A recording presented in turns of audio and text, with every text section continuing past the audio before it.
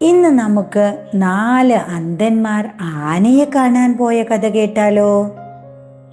4 അന്ധന്മാരും ആനയും. ഒരിക്കൽ ഒരിടത്ത് കണ്ണു കാണാത്ത 4 പേർ ആന എന്താണെന്ന് കാണാൻ പോയി. ഒരാൾ അതിൻ്റെ ചെവി തൊട്ട് നോക്കിയിട്ട് പ്രഖ്യാപിച്ചു, ആന ഒരു മുറം പോലെയാണ്. അപ്പോൾ രണ്ടാമൻ ആനയുടെ കാലാണ് തൊട്ടു നോക്കിയത്. എന്നിട്ട് പറഞ്ഞു, ആന ഒരു തൂണ് പോലെയാണ്.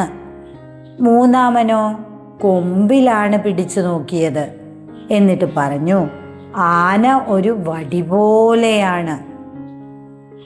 അപ്പോൾ നാലാമൻ തൊട്ടു നോക്കിയത് ആനയുടെ വയറാണ്. എന്നിട്ട് പറഞ്ഞു, ആന ഒരു വലിയ ഭരണി പോലെയാണ്. 4 പേരും തമ്മിൽ തർക്കമായി. അപ്പോൾ അതിലെ വന്ന ഒരാൾ പറഞ്ഞു, നിങ്ങൾ ഓരോരുത്തരും ആനയുടെ ഏതെങ്കിലും ഒരു ഭാഗം തൊട്ട് അത് ആനയാണ് എന്ന് പറയുകയാണ്. അത് ശരിയല്ല. ആനയെ മുഴുവനായി അറിഞ്ഞാൽ മാത്രമേ അതിനെ ശരിക്കും വർണ്ണിക്കാനാവൂ.